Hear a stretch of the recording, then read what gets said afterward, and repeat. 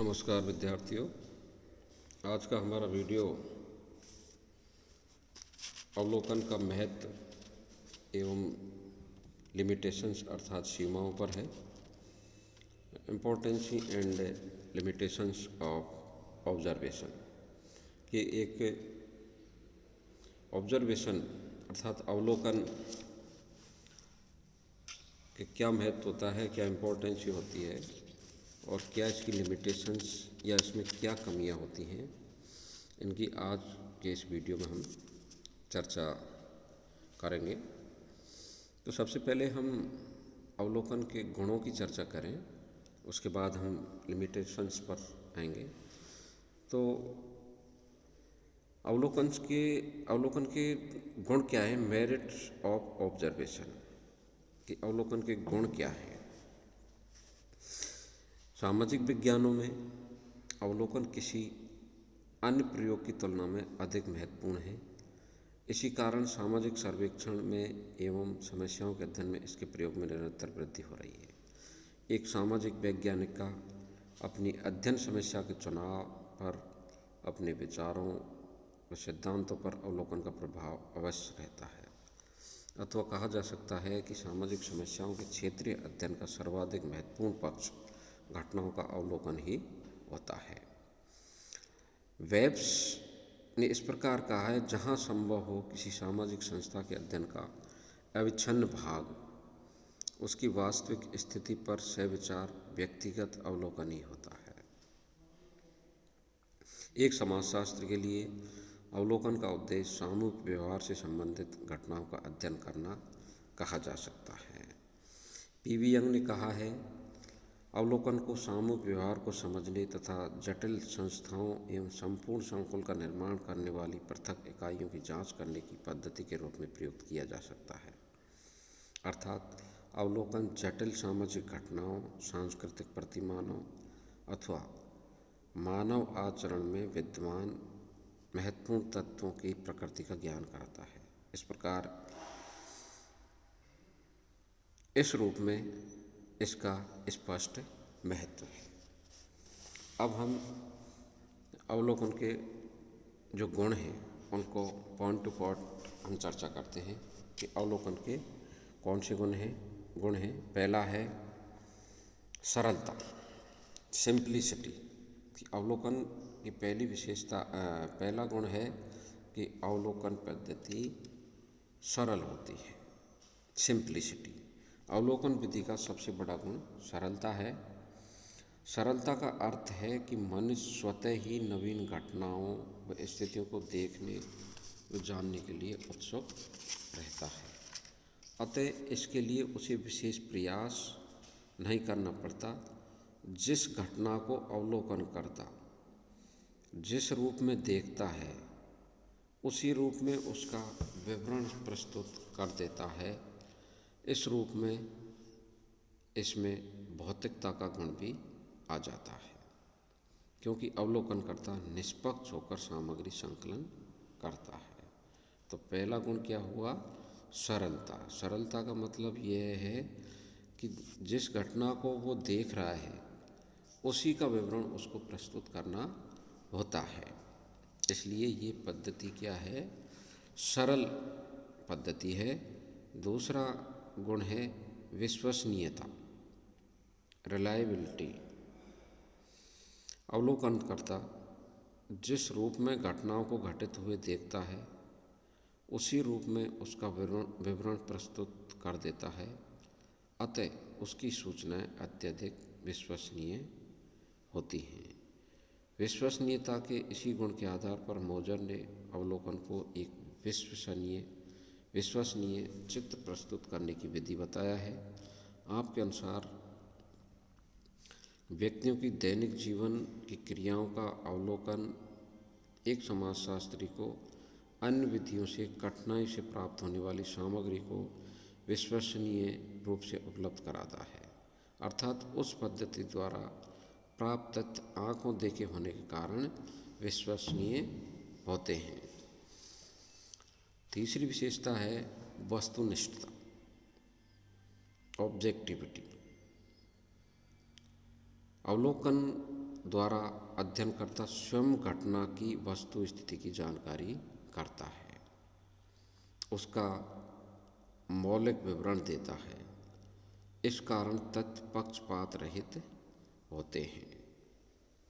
मोजर का कहना है, व्यक्तियों से ये प्रश्न करने के स्थान पर कि उन्होंने क्या किया, ये देखा जा सकता है कि वे क्या करते हैं तथा वे अतिशयोक्ति, प्रतिष्ठित भावनाओं एवं स्मरण त्रुटियों से उत्पन्न पक्षपात को दूर कर सकते हैं। तो तीसरा गुण हुआ उसका वस्तुनिष्ठता। नेक्स्ट इसका गुण है चौथा सत्यापनशीलता, वेरिफिबिलिटी। अनुसंधानकर्ता एक ही सामाजिक घटना के कई बार निरीक्षण करके घटना की सत्यापनशीलता की परख कर सकता है।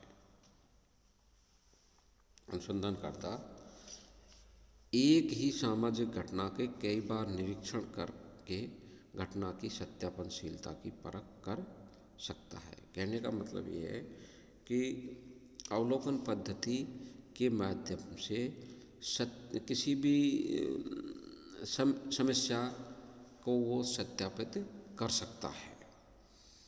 यदि किसी प्रकार की त्रुटि या भूल हो गई हो अथवा असत्य सूचनाएं एकत्रित हो गई हों तो उनकी पुनर्परीक्षा क्षेत्रीय अवलोकन द्वारा संभव हो सकती है। इस प्रकार अवलोकन द्वारा तथ्यों की जांच सही रूप में हो सकती है। नेक्स्ट इसकी इम्पोर्टेंस ये है प्राकल्पनाओं में सहायक, हेल्पफुल इन हाइपोथेसिस। ये प्राकल्पना निर्माण में हमारी सहायक होती है।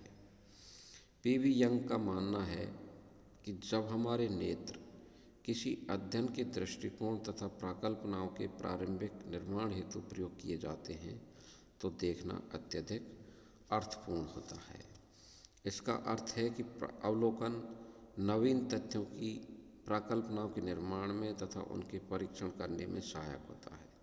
इसके द्वारा अनेक नवीन क्षेत्रों में अनुसंधान करने की भी जानकारी मिलती है। सार्वभौमिक विधि, यूनिवर्सल मेथड। छठा गुण है इसका सार्वभौमिक विधि, कि ये विधि सार्वभौमिक है, सब जगह इसका प्रयोग किया जाता है। ये विधि सर्वप्रचलित विधि है, इसका प्रयोग सभी विज्ञानों में किया जाता है। जॉन मेज के मत में समस्त आधुनिक विज्ञान अवलोकन पर ही आधारित हैं तथा जैसा कि प्रत्येक विज्ञान जानता है, प्रथम स्तरीय अवलोकन अत्यधिक संतोषजनक होते हैं। अवलोकन प्रयोगात्मक अध्ययन में भी अत्यधिक प्रचलित है और समाजशास्त्र तो प्राय अध्ययनों के लिए अवलोकन विधि को ही सर्वाधिक अपनाते हैं। तो इस प्रकार ये अवलोकन के गुण हुए। कौन कौन से? पुनःपन को दोहरा देते हैं, सरलता, विश्वसनीयता, वस्तुनिष्ठता, सत्यापनशीलता और प्राकल्पना में सहायक तथा सार्वभौमिक विधि, ये उसके गुण हैं। अब गुण के बाद हम इसकी लिमिटेशंस की चर्चा करते हैं कि इसकी क्या सीमाएं हैं, इसमें क्या कमियां हैं, इसमें क्या डीमेरिट्स, क्या अवगुण हैं, उनको हम एक एक करके उनका यहाँ अध्ययन कर लेते हैं। तो पहली सीमा है विशिष्ट घटनाओं में अनुपयुक्त, अनसुटेबल फॉर स्पेसिफिक फेनोमेना, कि अवलोकन विधि विशिष्ट घटनाओं में अध्ययन करने में अनुपयुक्त होती है। कुछ सामाजिक घटनाएं विशेष प्रकृति की होती हैं जिनमें प्राय व्यवहार को देखा नहीं जा सकता, जैसे सहानुभूति, क्रोध, संघर्ष आदि। ऐसे व्यवहारों को अवलोकन द्वारा नहीं समझा जा सकता। यदि तथ्यों को एकत्रित भी कर लिया जाए तो वो विश्वसनीय नहीं माने जा सकते। यदि कृत्रिम घटनाएं घटित कराकर उनका अवलोकन किया जाए तो उनमें स्वाभाविकता नहीं आ सकती। अतः किन्हीं विशेष व्यवहारों में अवलोकन उपयुक्त पद्धति नहीं हो सकती। तो पहली लिमिटेशंस, पहला अवगुण या डीमेरिट्स उसमें क्या है कि ये विशिष्ट घटनाओं के अध्ययन में अनुपयुक्त होती है। दूसरी लिमिटेशंस, दूसरी सीमाएं हैं सीमित क्षेत्र, कि अवलोकन पद्धति के माध्यम से केवल सीमित क्षेत्र का ही अध्ययन किया जा सकता है। अगर बड़ा क्षेत्र है तो उस स्थिति में अवलोकन विधि के माध्यम से अध्ययन संभव नहीं है। जैसा कि मोजर का कहना है कि यह विधि समाजशास्त्रीय अध्ययनों में व्यवहारिक रूप में कम प्रयोग में आ पाती है। इसे केवल छोटे समाजों में ही प्रयोग किया जा सकता है। इसमें समय अधिक लगता है, धन भी अधिक लगता है, साथ ही परिश्रम भी अधिक करना पड़ता है, अतः इसका प्रयोग सीमित होता है। ये दूसरा अवगुण है अवलोकन पद्धति का। तीसरा अवगुण है पक्षपात की संभावना, पॉसिबिलिटी ऑफ बेस, कि इसमें पक्षपात आने की संभावना रहती है। अवलोकन में दो प्रकार से पक्षपात की संभावना रहती है, अवलोकनकर्ता के द्वारा तथा अवलोकित समूह के द्वारा। दो प्रकार से पक्षपात आने की संभावना रहती है, अवलोकनकर्ता के द्वारा या अवलोकित समूह के द्वारा। अवलोकनकर्ता स्वयं ही घटना तथा व्यवहारों के स्वतंत्र निरीक्षण को अपने दृष्टिकोण से प्रभावित करता है। अवलोकित समूह को ये जानकारी होने पर कि इसका अवलोकन किया जा रहा है, उनके व्यवहारों में भी अस्वाभाविकता आ जाती है, रियलिटी खत्म हो जाती है और आर्टिफिशियलिटी अर्थात कृत्रिमता आ जाती है। इसलिए जहोदा तथा एम कुक का कहना है, अवलोकित समूह को ये पूर्वाभ्यास होने पर कि उनका व्यवहार देखा जा रहा है, वे जानबूझकर विशेष रूप से अपना व्यवहार प्रदर्शित करते हैं। तात्पर्य यह है कि अवलोकनकर्ता एवं अवलोकित समूह दोनों ही तथ्यों में पक्षपात ले आते हैं, जिससे तथ्य संकलन निष्पक्ष नहीं रह पाता है। तो तीसरा अवगुण हुआ पक्षपात की संभावना।